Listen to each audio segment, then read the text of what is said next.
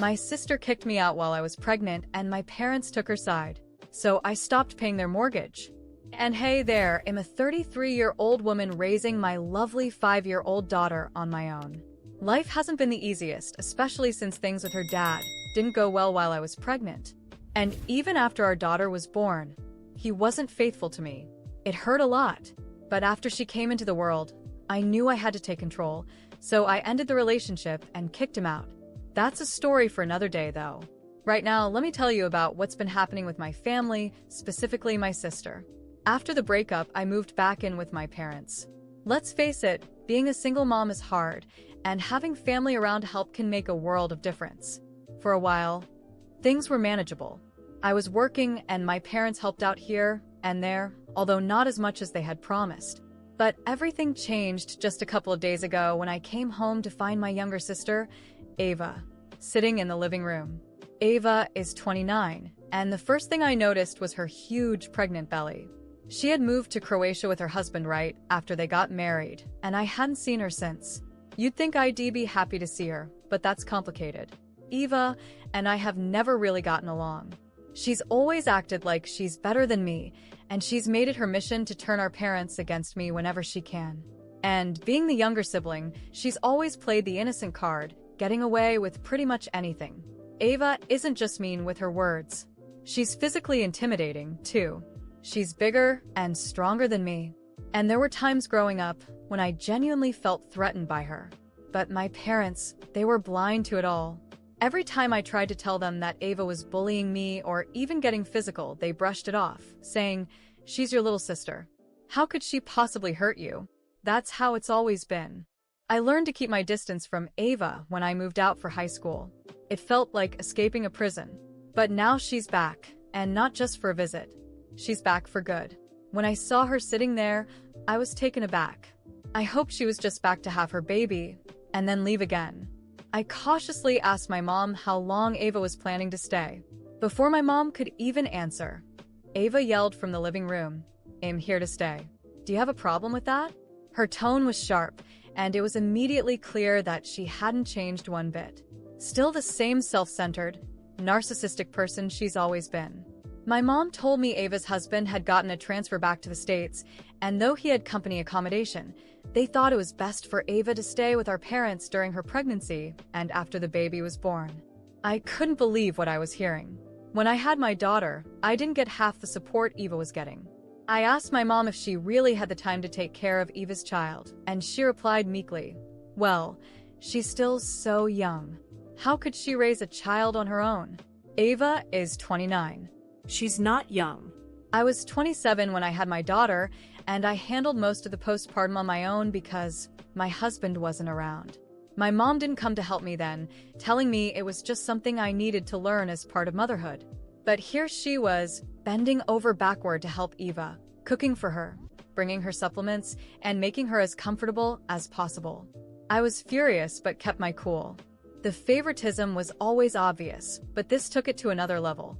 For years I kept my distance from Eva because of it, and now here I was, living in the same house as her again, but this time it wasn't just me I had to think about. It was my daughter. When I separated from my husband, I rented my own place at first, but my dad insisted I move in with them. He said their house was too big for just the two of them, and that they could help with my daughter when I was at work. It seemed like a fair deal. Instead of paying rent for my own place, I could pay rent to my parents and save a bit of money.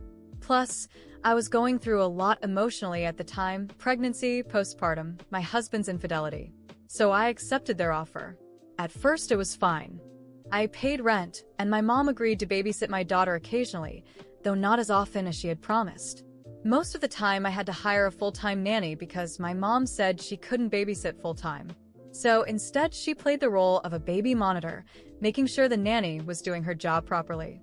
It wasn't ideal, but I was grateful to have her around to keep an eye on things. But now, seeing how she was catering to Ava, doing everything for her, while I had to hire help and take care of everything on my own during my pregnancy, it was too much to handle. My mom had barely visited me when I was pregnant, but for Ava she was practically her personal nurse. I knew something was up. My parents had agreed to let Ava move in permanently, and I couldn't shake the feeling that they were plotting something. Our house wasn't that big to accommodate everyone comfortably. I knew I couldn't just move out on a whim. I was paying rent, and I relied on my parents to help keep an eye on my daughter, even though they weren't the best at it. I wasn't ready to leave her with a nanny all the time, especially without the safety net of having family nearby. Then worst fears came true. A few days after Ava moved in, I came home from work tired but ready to spend some time with my daughter. As soon as I pulled into the driveway, something felt off. My heart sank when I saw my stuff, suitcases, boxes, and bags, sitting on the front porch. And there, sitting on the steps next to the pile, was my daughter. She was hugging her knees, looking small and scared, waiting for me. I rushed over, trying to keep my voice steady. "What's going on, sweetie?" I held her tightly, feeling my heart sink and my stomach churn with anger and disbelief. My daughter was terrified, and I had to stay strong for both of us, even though everything inside me was falling apart. I took a deep breath, trying to gather my thoughts as I stroked her hair and helped her stand. With blood boiling, I grabbed our belongings and marched into the house, determined to find out what was going on. As soon as I opened the door, there she was, Ava, sprawled out on the couch, a smug grin on her face, eating like nothing had happened. My mother was in the kitchen, pretending she hadn't noticed anything, and my father sat in his armchair, glued to the TV, as if my daughter and I didn't exist. "What is this?" I demanded, my voice low but seething with rage. "Why is my stuff outside?" Ava chuckled sarcastically, not even looking up from her phone. "We needed more space. It's not like you're irreplaceable." My mom emerged from the kitchen, drying her hands on a dish towel, her voice colder than I ever thought possible. "You always knew you couldn't stay here forever. Ava's pregnant and needs peace and space. You're an adult, sweetheart. You'll figure it out." It felt like a punch to the gut. I'd been paying rent, helping around the house, and now they were tossing me out without a warning. "You're kicking me out?" I asked, my voice trembling. "Me and my daughter? After everything I've done for you?" "Ava needs support," my father muttered, not even glancing in my direction. "And that's what we're doing." Ava, of course, was loving every second. The smug look on her face made me sick. She'd gotten exactly what she wanted, me out of the picture, as if I were nothing but a burden. I knew there was no point in arguing. They wouldn't listen to reason, and any plea for fairness would fall on deaf ears.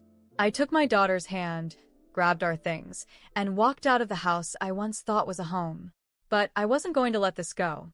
In the following days, I contacted the bank to inform them that I would no longer be paying the mortgage on my parents' house. The loan was in my name, and without my money, they'd be in trouble. At the same time, I hired a lawyer to make sure they couldn't legally evict me without proper notice, adding more complications for them. Meanwhile, I found a small apartment to rent. It wasn't much, but it was ours. And my daughter could finally sleep peacefully, without the fear of being kicked out again. A few weeks later, the inevitable happened. My parents received notice that their house was going into foreclosure. My mom called me, hysterical, begging me to reconsider. She said I was being cruel, that Ava couldn't handle so much stress during her pregnancy. Stress? I laughed bitterly. "And what about what you did to me and my daughter?" "That didn't matter." There was silence on the other end of the line, as if she finally realized the weight of what they'd done to us. But it was too late. I was done. Ava tried reaching out too, but I ignored every text, every call. They were reaping what they had sown. In the end, the house was sold, and my parents had to move into a small apartment. Ava and her husband were forced to live on their own, without the luxury they had expected. As for me, I moved forward. I found a better job, saved money, and built a new life for my daughter and me. It was just the two of us now, and that was more than enough. And whenever anyone from the family tried to guilt-trip me or ask for help, I would smile and say calmly, "You made your choices. Now live with them." And that's how I found my peace and proved to everyone that no one walks all over me and gets away with it. The months passed, and with each day, I felt the weight of the past melt away as I rebuilt my life. My apartment wasn't big, but it was cozy, and most importantly, it was ours. My daughter thrived in that safe, loving space. Without the pressure from my family, I found a peace I never thought possible. The silence was therapeutic, and the certainty that no one could humiliate me again gave me strength. Slowly but surely, I started to smile for real. I found a new job, one that paid better and offered the flexibility I needed to care for my daughter. I saved up, and before long, I moved us into a larger apartment in a quiet neighborhood with a good school nearby. For the first time in years, I felt hopeful about the future.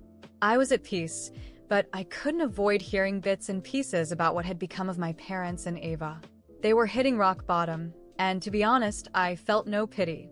After losing their house, my parents moved into a modest apartment in a less-than-ideal part of town. My dad's pension barely covered the bills, and my mom had to take a job as a cashier at a pharmacy to make ends meet. Her arrogance quickly faded when she realized she would have to fight to survive. As for Ava, things were even worse. Without the luxury and support she expected, she faced a harsh reality. Her husband didn't take kindly to the stress of being their sole provider, and they fought constantly. Ava thought that moving back to the US would be a blessing, but soon discovered that things wouldn't be as easy as she imagined. With my parents struggling, Ava had to care for her baby on her own. And, unsurprisingly, after just a few months, her husband walked out. She was abandoned, just as I had been, but the difference was she never knew how to be strong on her own. Instead of rising to the challenge, Ava wallowed in self-pity, flooding social media with posts about how unfair life was and how everyone had let her down. She pushed away her friends, blocking the ones who tried to help. Unlike me, Ava didn't have the strength to start over. For a while, she begged for help from our parents, but they were drowning in debt and couldn't afford to support her any longer. And that's when they came to me. My mother called, her voice trembling with desperation, telling me how much Ava needed me, how I was the only one who could help her. "Please, sweetheart. She's in such a bad place," my mom pleaded, her voice cracking.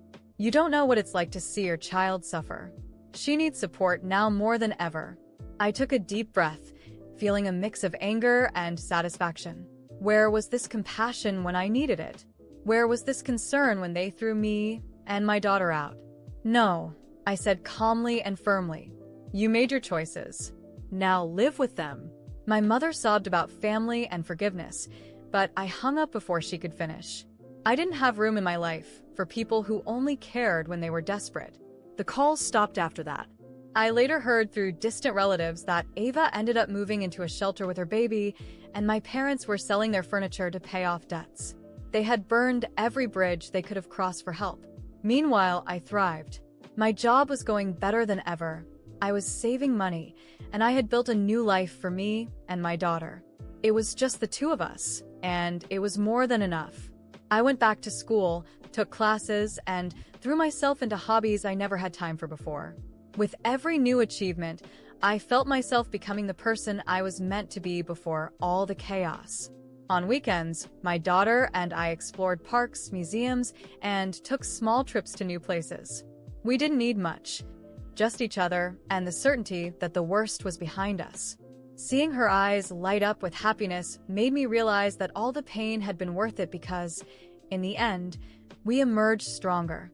Sometimes, I would reflect on the past, but not with sadness or anger. Instead, I felt grateful that they had thrown me out because it forced me to discover my own strength, grateful for the betrayals because they taught me never to settle for less than I deserve, and, most of all, grateful that I found the courage to leave behind those who never valued me. Ava, my parents, and everyone else who wronged me were now struggling to survive, while I flourished. And me? I didn't offer them a single crumb of help. Not even a polite, "I'm sorry." Life has a funny way of paying people back, and I learned that the best revenge is living well and in peace. And so, I moved forward, each day lighter and happier, while those who had tried to break me dealt with the consequences of their actions.